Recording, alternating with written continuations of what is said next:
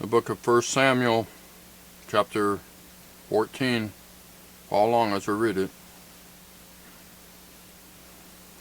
Now it came to pass upon a day that Jonathan the son of Saul said unto the young man that bare his armor, Come, and let us go over to the Philistines' garrison that is on the other side. But he told not his father. And Saul tarried in the utmost part of Gibeah under a pomegranate tree, which is in Migron. And the people that were with him were about 600 men.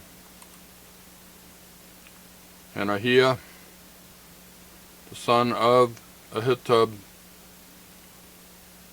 Ahishabab's brother, the son of Phinehas, the son of Eli, the Lord's priest in Shiloh, wearing an ephod.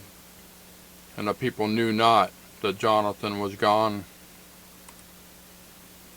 And between the passages by which Jonathan sought to go over unto the Philistines' garrison, there was a sharp rock on the one side, and a sharp rock on the other side. And the name of the one was Bozez, and the name of the other Seneh. The forefront of the one was situate northward over against Michmash, and the other southward over against Gibeah. And Jonathan said to the young man that bare his armor, Come, and let us go over unto the garrison of these uncircumcised. It may be that the Lord will work for us, for there is no restraint to the Lord to save by many or by few. And his armor bearer said unto him, Do all that is in thine heart, turn thee, behold, I am with thee, according to thy heart. Then said Jonathan, Behold, we will pass over unto these men, and we will discover ourselves unto them. If they say thus unto us, Tarry until we come to you, then we will stand still in our place, and will not go up unto them.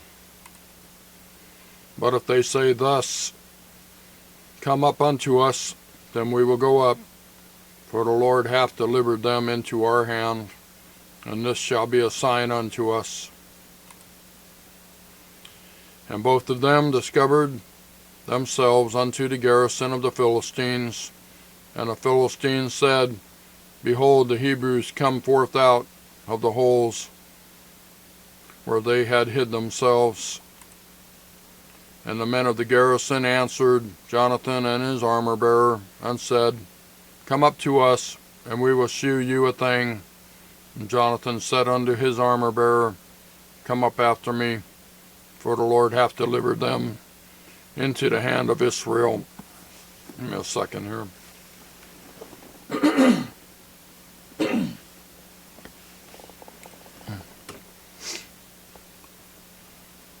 My apologies.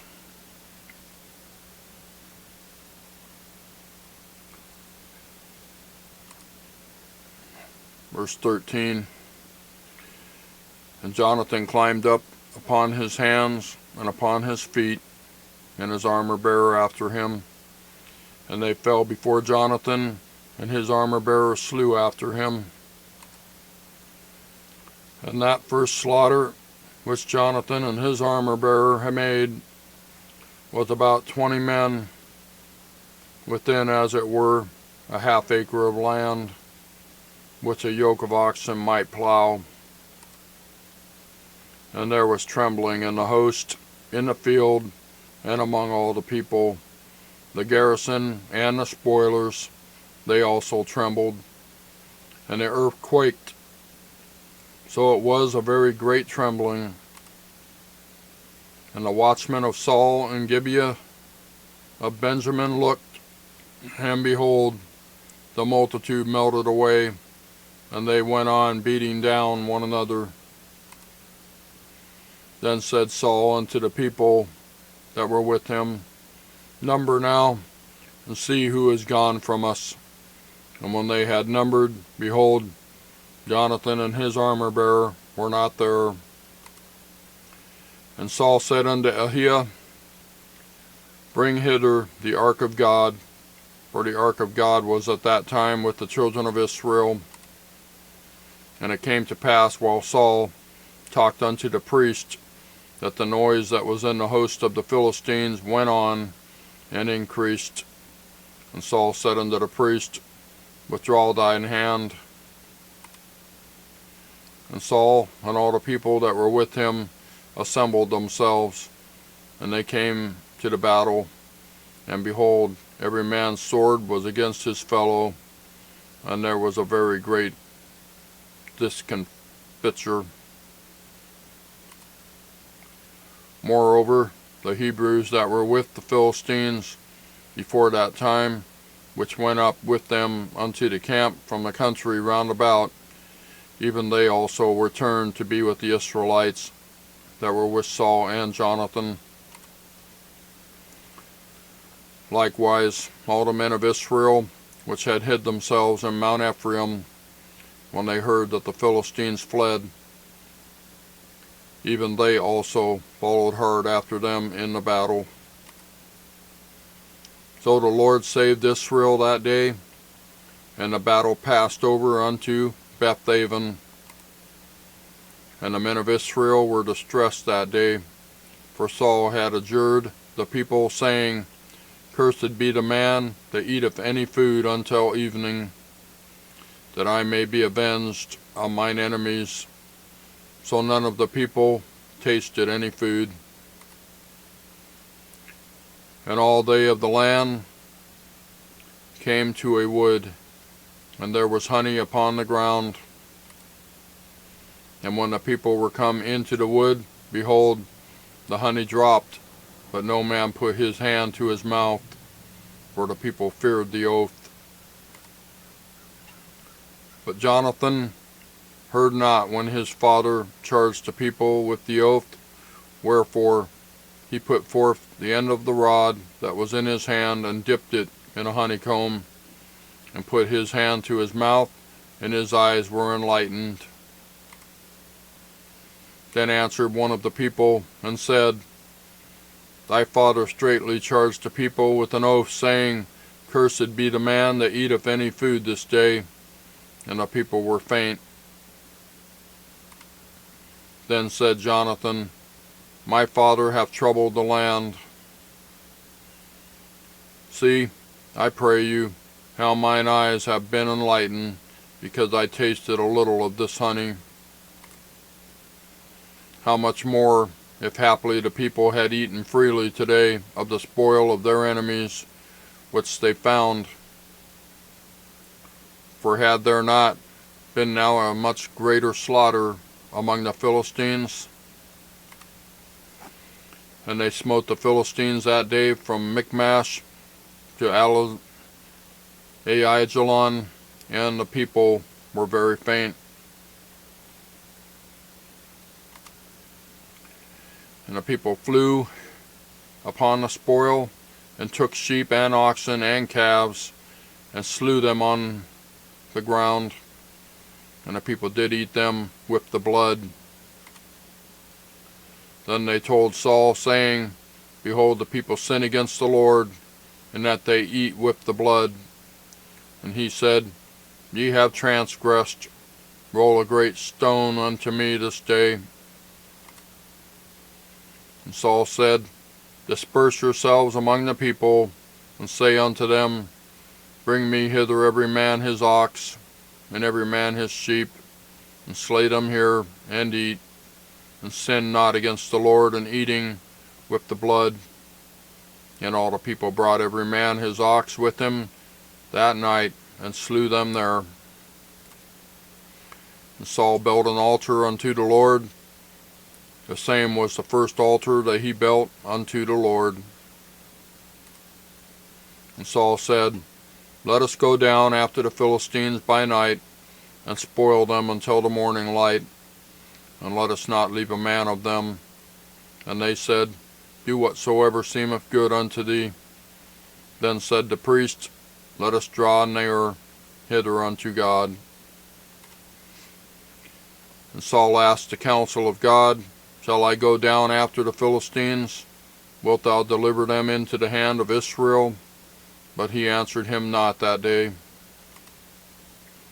And Saul said, Draw ye near hither, all the chief of the people, and know and see wherein this sin hath been this day. For, as the Lord liveth, which saveth Israel, though it be in Jonathan my son, he shall surely die. But there was not a man among all the people that answered him. Then said he unto all Israel, Be you on one side, and I and Jonathan my son will be on the other side. And the people said unto Saul, Do what seemeth good unto thee. Therefore Saul said unto the Lord God of Israel, Give a perfect lot. And Saul and Jonathan were taken, but the people escaped. And Saul said, Cast lots between me and Jonathan my son. And Jonathan was taken. Then Saul said to Jonathan, Tell me what thou hast done. And Jonathan told him, and said, I did but taste a little honey with the end of the rod that was in mine hand, and lo, I must die. And Saul answered, God do so and more also, for thou shalt surely die, Jonathan. And the people said unto Saul, Shall Jonathan die, who hath wrought this great salvation in Israel? God forbid. As the Lord liveth, there shall not one hair of his head fall to the ground, for he hath wrought with God this day, though the people rescued Jonathan, that he died not. Then Saul went up from following the Philistines, and the Philistines went to their own place. So Saul took the kingdom over Israel, and fought against all his enemies on every side, against Moab, and against the children of Ammon, and against Edom, and against the king of Zobah, and against the Philistines. And whithersoever he turned himself, he vexed them. And he gathered a host, and smote the Amalekites, and delivered Israel out of the hand of them that spoiled them. Now the sons of Saul were Jonathan, and Ishui, and Melchi-Shua. And the names of his 2 daughters were these: the name of the firstborn, Merab, and the name of the younger, Michal, or Michal, or Michal.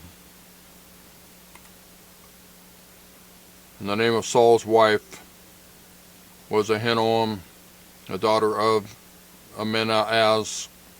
And the name of the captain of his host was Abner, the son of Ner, Saul's uncle. And Kish was the father of Saul. And Ner, the father of Abner, was the son of Abiel. And there was sore war against the Philistines all the days of Saul. And when Saul saw any strong man or any valiant man, he took him unto him. That's 1 Samuel chapter 14. Thank you for watching. We'll see you next time.